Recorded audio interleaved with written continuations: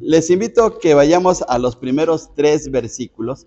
Vamos a iniciar la lectura primero con los 3 versículos.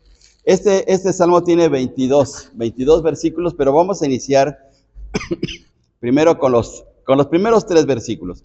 Todos a una sola voz. A una sola voz vamos a leer. Dice así: A ti, oh Jehová, levantaré mi alma. Dios mío, en ti confío. No sea yo avergonzado, no se alegren de mí mis enemigos.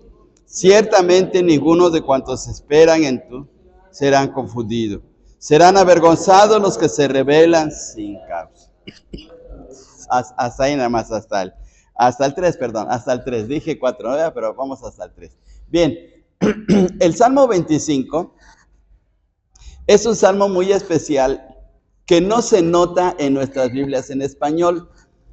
El Salmo 25 fue escrito por David, pero de una manera tan especial, tan sabia, para dar una enseñanza a nuestras vidas. Y la forma en que fue escrito fue en un acróstico, ¿sí? ¿Qué es un acróstico? El acróstico es una forma poética de escribir poniendo las letras del abecedario o las letras de una palabra al principio. Casi eso lo vemos normalmente en los servicios de Navidad, cuando se coloca la palabra Navidad y los niños van repitiendo un verso comenzando con la primera letra con una letra de la palabra Navidad, y así se van siguiendo. Pues este salmo fue escrito en base al abecedario hebreo. Nada más dos letras faltaron de este salmo, pero fue escrito de esa manera. El problema es que aquí en nuestra Biblia español no se nota, no lo colocaron de esa manera, o por lo menos hubieran colocado alguna referencia para que se notara. Ahora, algo parecido ocurrió con el Salmo 119. Quisiera pedirles por favor que vayamos al Salmo 119 para que nos demos una idea acerca de cómo fue escrito el Salmo 25.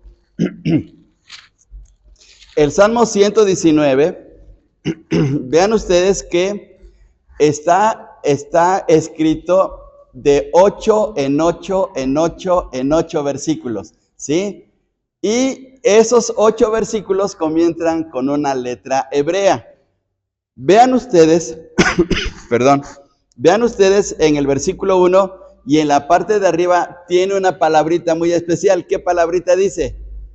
Aleph. Bueno, la palabra Aleph es la primera letra del alfabeto hebreo. El Aleph no equivale a nuestra A, ni equivale a la alfa del alfabeto griego. El Aleph no tiene pronunciación. El Aleph es una consonante, pero hagan de cuenta como si fuera una H muda para nosotros, ¿sí? Pero resulta que quien escribió el Salmo 119 comenzó los versos con la letra Aleph. Ahora, vean ustedes el versículo 9. ¿Qué dice arribita del versículo 9? Bet, que es precisamente la letra B para nosotros, la B de bueno, ¿sí?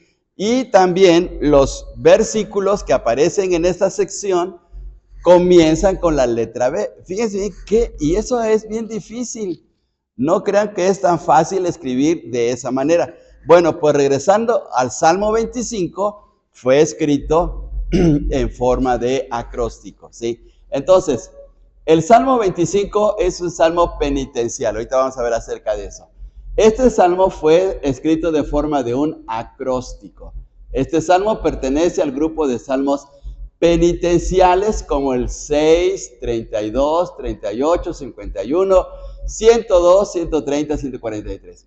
En los salmos penitenciales se confiesa el pecado cometido y se pide el perdón en base a la misericordia de Dios. Entonces, el Salmo 25, además de que fue escrito como un acróstico, es un salmo penitencial, porque habla acerca de una confesión del pecado que el que está escribiendo lo menciona. En este caso fue David. Dice acá, se destacan 3 preocupaciones del salmista. la oposición de los enemigos, la necesidad de la dirección de Dios y su sentido de ser indigno, una actitud penitencial, porque en este salmo por 3 veces va a mencionar que Dios le perdone su pecado. En este salmo va a mencionar 3 veces esa situación. Muy bien, ahora veamos el bosquejo. Esta es una oración, este salmo es una oración y comienza con una oración de confianza, los versículos del 1 al 3. Luego, los versículos del 14 al 15, incluyendo el 18, tienen que ver con una oración por guía y perdón. Y tercero, reafirma la oración de confianza, vuelve otra vez a la misma posición de los versículos del 1 al 3, reafirmando su deseo de confiar en Dios. Entonces ahí están las 3 partes de este salmo. Entonces, primeramente, tiene que ver con una oración de confianza. Regresemos, por favor, al Salmo 25. Dice el versículo 1, a ti, oh Jehová, levantaré mi alma. Y vean ustedes el versículo 2, Dios mío, en ti confío, no sea yo avergonzado, no se alegren de mí mis enemigos. Yo en ti confío. Una de las cosas que notamos siempre en las oraciones de David es su confianza, su fe, su deseo de apoyarse siempre en Dios. Cuando está en problemas, cuando está buscando la dirección de Dios, siempre pone su confianza en el Señor. Y bueno, así debe ser en nosotros. Ahora vamos a ver el primer punto, la oración de confianza. Dice, Dios mío, en ti confío, como ya hemos mencionado, ¿sí? Pero vamos a ver aquí el versículo 1. Dice, a ti, oh Jehová, levantaré mi alma. ¿Qué significa la frase levantaré mi alma? ¿Qué quiere decir David con esa frase? Bueno, vamos a ver aquí un comentario que aparece en un libro muy famoso que fue escrito en 1800 y tantos. Ese libro se llama El Tesoro de David. Usted puede bajar de internet el libro El Tesoro de David, que es un comentario de todos los salmos que escribió Carlos Spurgeon, pero le agregó comentarios de otros escritores de esa época o escritores antiguos. Entonces es un libro muy bonito, es un libro que va tratando cada uno de los salmos y que podemos, vuelvo a repetir, lo podemos bajar de internet. Se llama El Tesoro de David. Y en base a ese texto, dice, este es el escritor, William Fenner, que es un escritor antiguo del tiempo de Spurgeon, dice, la oración es la edificación del alma hasta que alcance el cielo. Por tanto, un corazón piadoso ora y va llegando más y más alto en la oración. Es decir, que el que desea encontrarse con Dios, el que desea buscar a Dios, cada día va buscando más y más su deseo de alcanzar a Dios. Por eso dice el Salmo, a ti, oh Jehová, levantaré mi alma, porque el deseo de David es cada día tener más y más deseo de estar en contacto con Dios, de estar en esa comunión especial con Dios.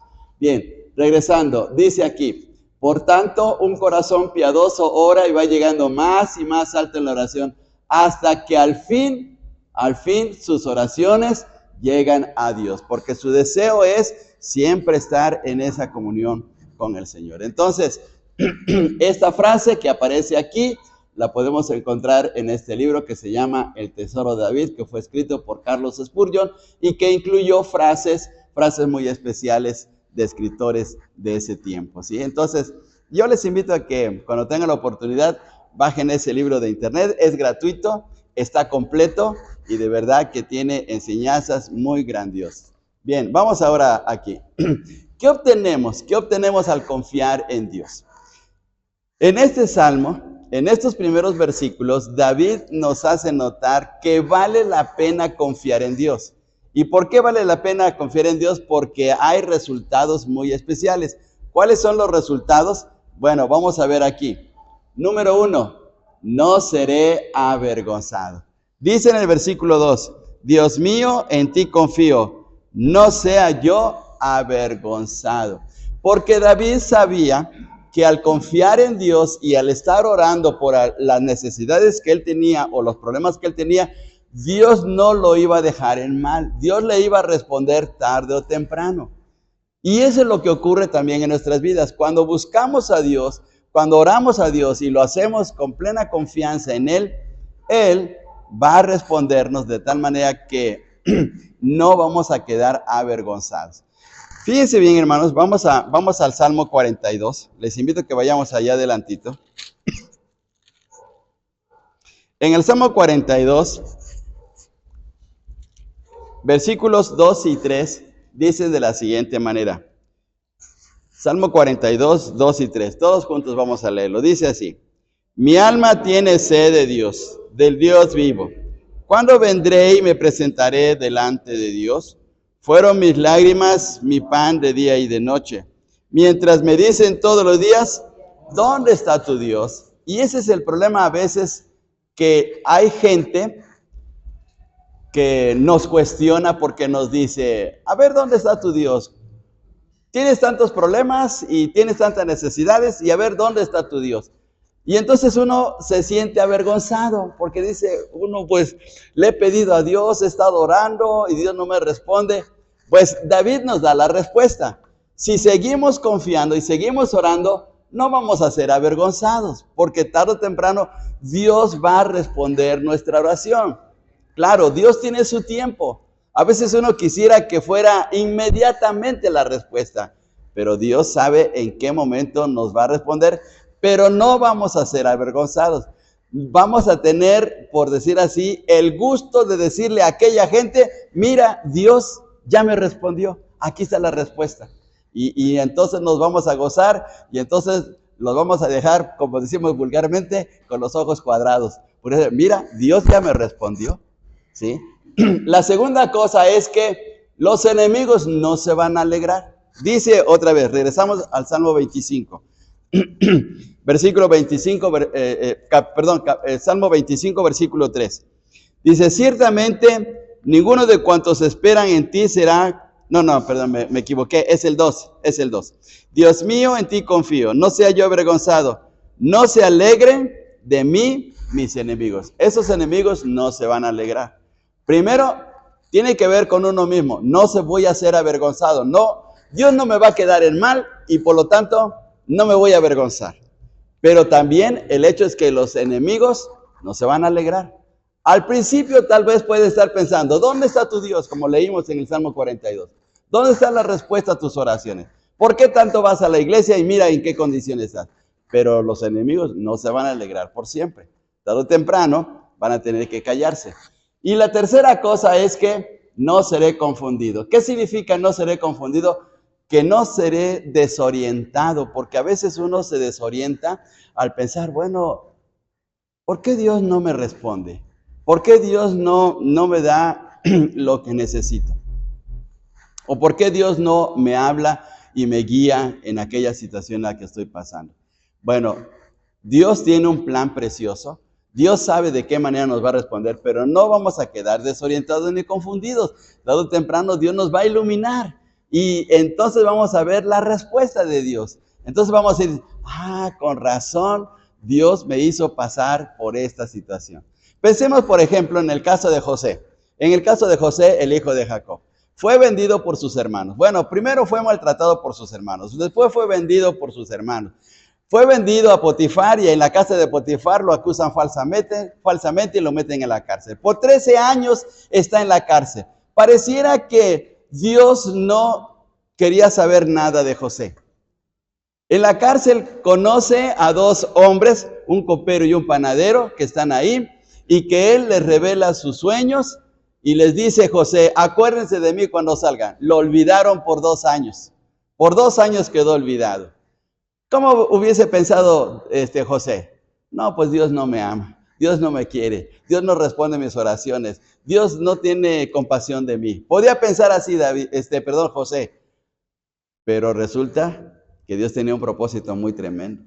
Esos 13 años se convirtieron después en una situación tremendamente grandiosa para la vida de José, pero no solamente para José, para toda su familia, porque a causa de lo que resultó de estar con todas estas situaciones difíciles, se convierte en el hombre que salva a Egipto, salva a su familia y toda la familia de Jacob va a Egipto a vivir y de ahí empieza a formarse la nación de Israel, ¿sí? Porque José llega a ser el segundo del faraón. Entonces, ¿qué hubiera pensado José a la mitad del camino, cuando estaba a la mitad de los años en la cárcel? Hubiera pensado, no, Dios ya me abandonó, Dios no quiere saber nada de mí. Pero no, Dios tenía un plan precioso para él, pero tenía que esperar. Entonces, lo mismo ocurre con nosotros. Uno quisiera que Dios nos contestara inmediatamente, pero Dios sabe por qué no lo va a hacer, porque Dios quiere hacer algo grandioso en nuestras vidas. Pero lo cierto es que no seremos confundidos, ¿sí? No seremos desorientados, porque Dios nos va llevando de la mano paso a paso, a través de cada día, hasta que veamos su plan ya bien formado, cristalizado en nuestras vidas. Fíjense bien qué cosa tan tremenda. Entonces, ¿cuáles son los resultados? ¿Qué obtenemos al confiar en Dios y cuáles son los resultados?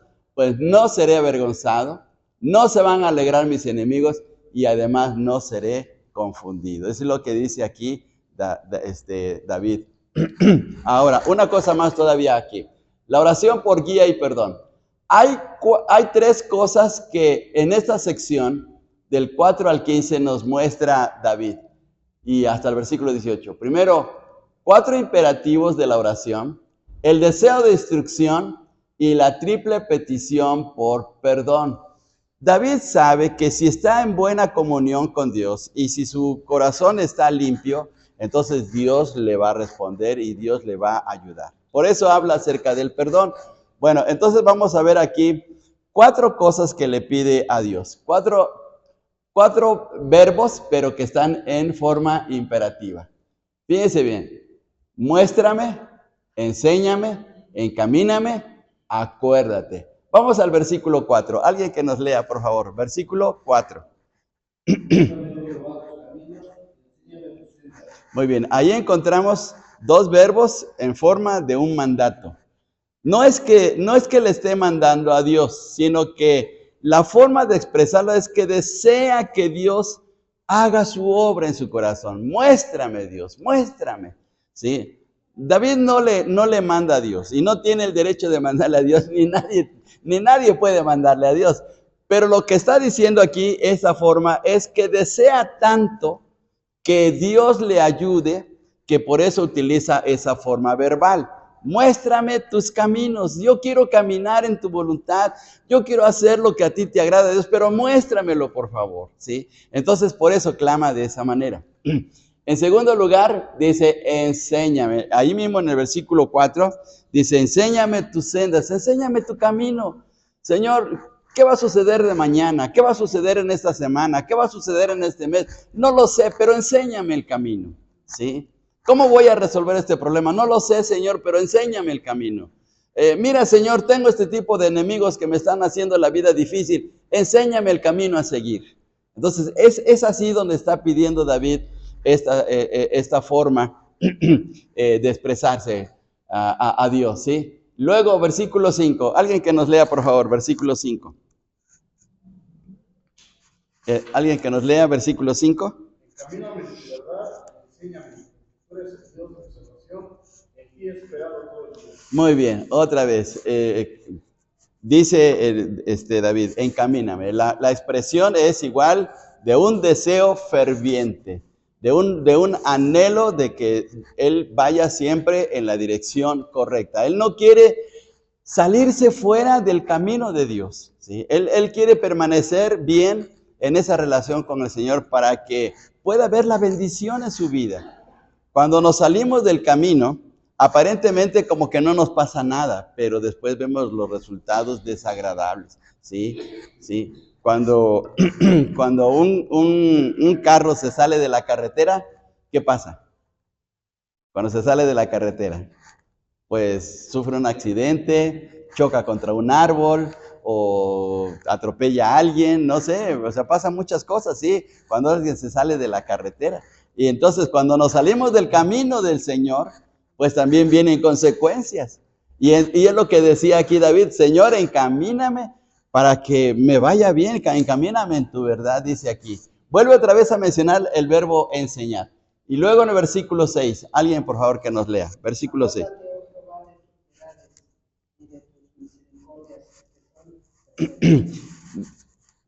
Lo que está pidiendo aquí David en este texto es el hecho de que Dios siga proveyendo para él su misericordia y que se acuerde de él constantemente, porque sabe David que si no tiene a Dios, aunque tenga un buen ejército, aunque tenga recursos económicos, aunque tenga gente a su favor, de nada le va a servir. Necesita urgentemente de la misericordia de Dios. Por eso dice: acuérdate, Señor, de tus piedades y de tus misericordias, Señor. Esas misericordias que son para siempre, son perpetuas. Hazme llegar esas misericordias, Dios, porque de esa manera me puedo sostener diariamente. No es por mis recursos, no por lo que yo sea, sino por lo que tú estás haciendo en mi vida, ¿sí? Por las misericordias del Señor es que seguimos vivos, seguimos aquí, seguimos en pie, gracias a Dios, ¿verdad? Y miren qué bendición. Entonces, esa es la manera como le está pidiendo en oración a David. David lanza, hagan de cuenta, hermanos, que estos verbos es como si lanzara unos telegramas, de esos antiguos, de esos de telegramas de urgencia. ¿Se acuerdan de los telegramas urgentes que mandábamos hace años? Sí, ahora ya cambió con la tecnología, pero cuando un familiar estaba enfermo o pasaba por una situación difícil, había que mandar un telegrama urgente pues a otro familiar o a alguien para pedir ayuda, ¿sí? Pues David está mandando estos telegramas de urgencia hacia Dios porque necesita de que Dios le ayude a salir victorioso. Ahora veamos acá. El deseo de instrucción. David desea fervientemente que Dios le vaya instruyendo en su camino. Él no quiere caminar a ciegas. Él no quiere hacer las cosas por sí mismo. A veces cometemos el error de que tomamos decisiones y tomamos actitudes muy personales ante las situaciones de la vida, y entonces ahí donde están nuestros problemas. Dice Proverbios de una manera muy enfática: no te apoyes en tu propia, ¿qué?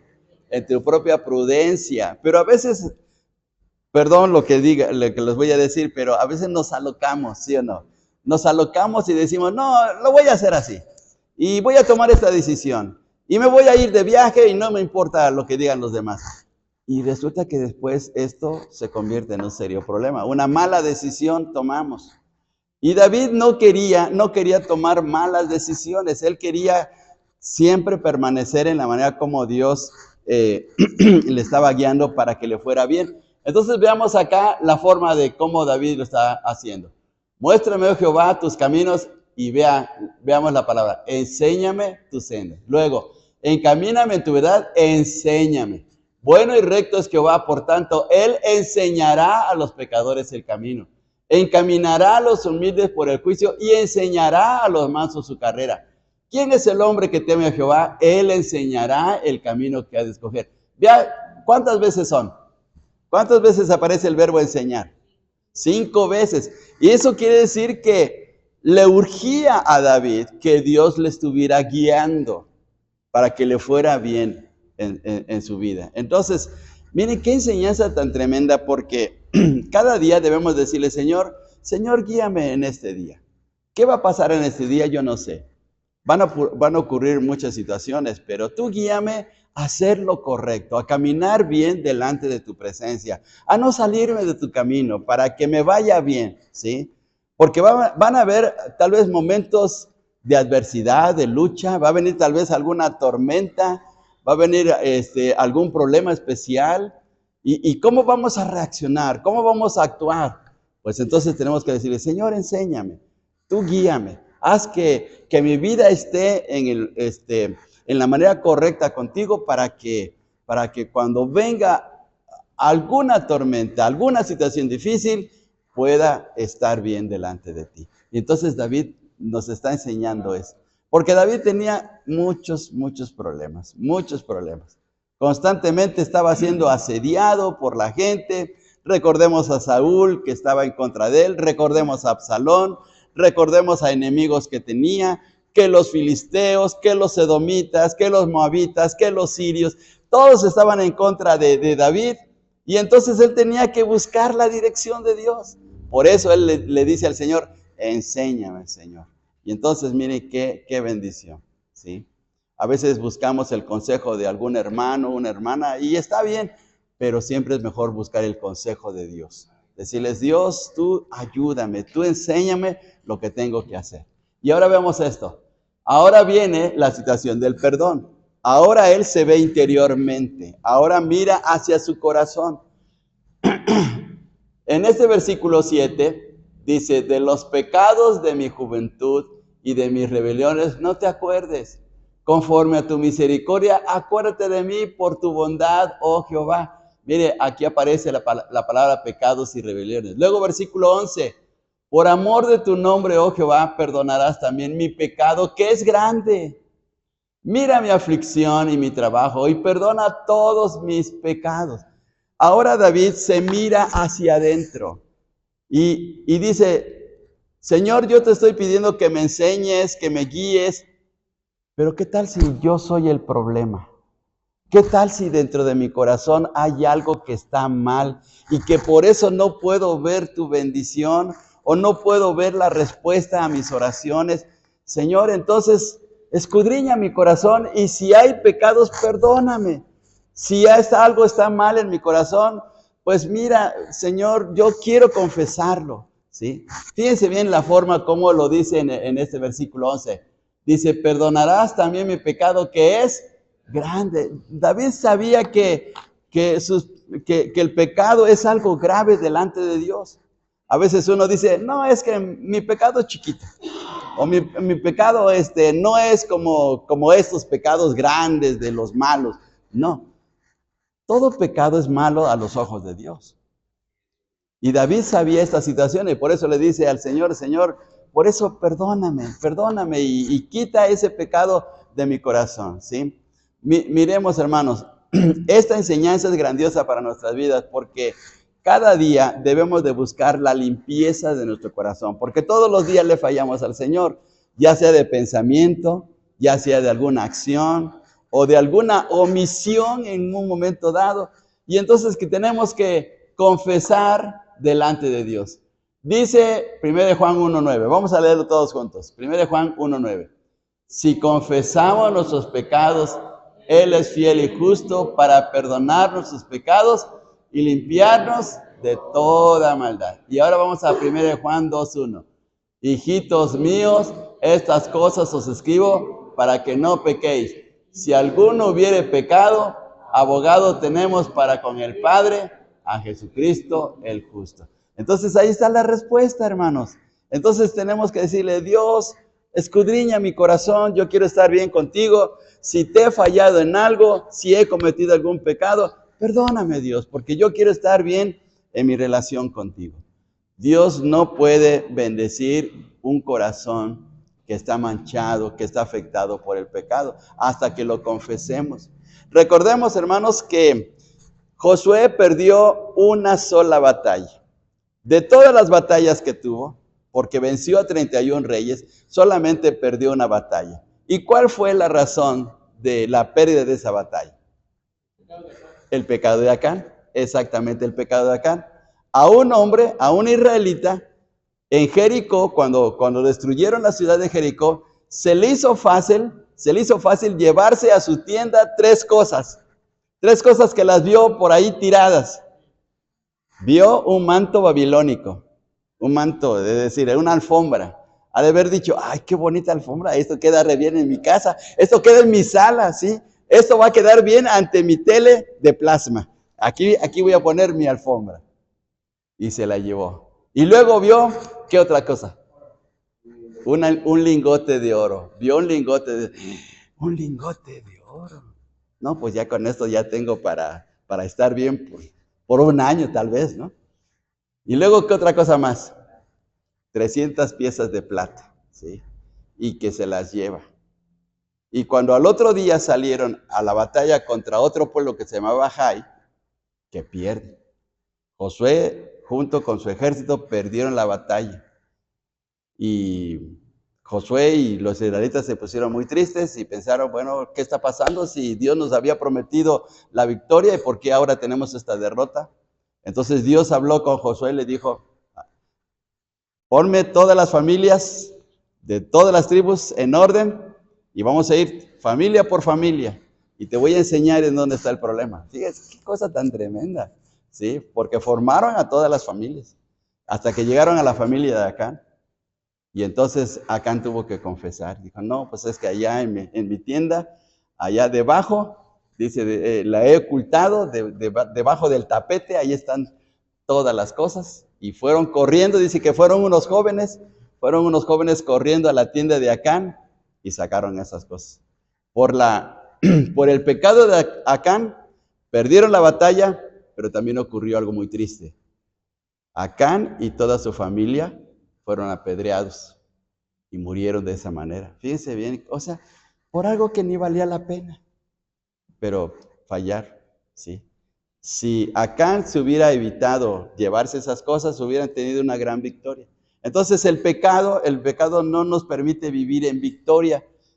Entonces, ¿qué tenemos que hacer? Pues mirar a nuestro corazón como hizo David aquí, mirar hacia adentro. De los pecados de mi juventud y de mis rebeliones no te acuerdes, conforme a tu misericordia. Acuérdate de mí por tu bondad, oh Jehová, Señor, ayúdame. Quiero vivir bien delante de ti. Entonces David se escudriña su corazón para poder estar transparente delante de Dios y pedirle perdón, ¿sí? Entonces, aquí está la manera cristiana como podemos nosotros acercarnos a nuestro Dios y si le hemos fallado, pues confesarlo, no nos quedemos ahí. Las abuelitas dicen que los niños luego se empachan, ¿verdad? Se empachan, saben de eso, ¿verdad? Y resulta que en mi tiempo, venían luego algunas hermanas que le decían que mis hijos estaban empachados y en la espalda les iban jalando su pielecita, les iban jalando para ir acomodándosele, dicen para que se desempache, porque si no ese niño se va a enfermar, ¿sí? Pues tenemos que desempacharnos del pecado, hermanos. Tenemos que quitar eso de nuestro corazón para que de esta manera Dios pueda bendecirnos y ayudarnos. Y fíjense bien lo que dice este texto. Vamos a leerlo todos juntos. El que encubre sus pecados no prosperará, mas el que los confiesa y se aparta alcanzará misericordia. Entonces ese es lo mejor que debemos de hacer. Y David sabía ese secreto, porque David cometió muchos pecados y él estaba consciente, pero también sabía el secreto de estar bien con Dios. Y es lo que hace para poder estar en su buena relación con el Señor. Entonces aquí está lo que tenemos que hacer. Aquí vemos un judío en el muro de las lamentaciones ahí clamando a Dios. Dios, perdóname, te he fallado en esta situación, ¿sí? Y debemos de hacer de esa manera. Dice el texto, el que encubre sus pecados no prosperará, fíjense bien, ¿sí? En el Salmo 52 dice David que cuando él ocultó su pecado, dice que entonces su vida se convirtió en sequedades de verano. Es decir, que empezó a marchitarse espiritualmente. Y cuando uno no confiesa el pecado, ¿saben qué pasa? Una de las primeras cosas, empieza a desanimarse.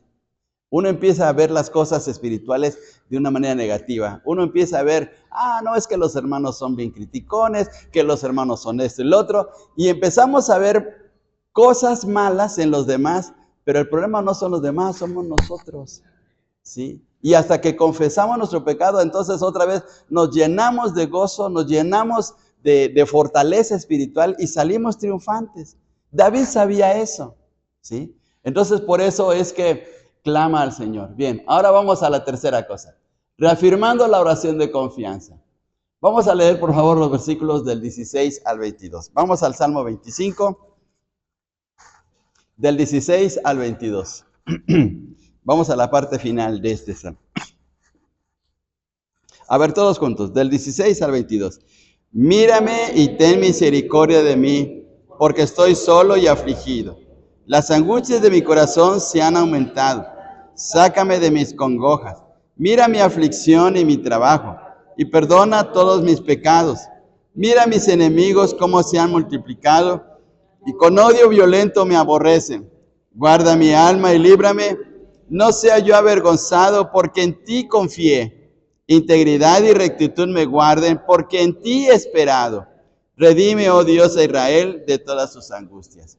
En estas expresiones, en estos versículos, vuelve otra vez a retomar lo que había dicho en los primeros 3 versículos, porque vuelve a mencionar a los enemigos, vuelve a mencionar que está en una situación difícil y pide a Dios que le ayude a no ser avergonzado. Vamos a ver aquí. Hay 4 cosas que se mencionan en estos versículos. La soledad que tiene David, las angustias, los enemigos, pero otra vez vuelve a poner su confianza en Dios, ¿sí? En el versículo 16, fíjense bien, dice el versículo 16, mírame y ten misericordia de mí, porque estoy solo y afligido. Volvamos otra vez a repetir, aunque tenía un buen ejército y tenía hombres muy valientes, recuerden a Joab o a Abisaí y a otros valientes que él tenía y que eran hombres que daban hasta la vida por el rey. Estos hombres incluso habían vencido hasta gigantes.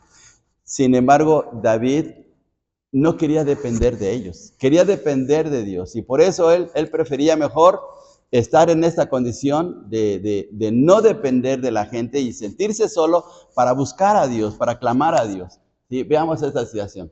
Dice en la soledad del salmista, mírame y ten misericordia de mí, porque estoy solo y afligido. La palabra solo que utiliza aquí David en este salmo es una palabra hebrea, se pronuncia yahid y significa desamparado, solitario. Se sentía así, desamparado y solitario.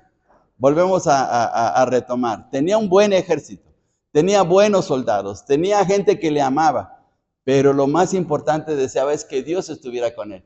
Y la palabra afligido que aparece aquí es la palabra aní en hebreo y significa fatigado. No solamente afligido, sino fatigado, oprimido, necesitado, sufrido. Se sentía en esa situación así, desesperante.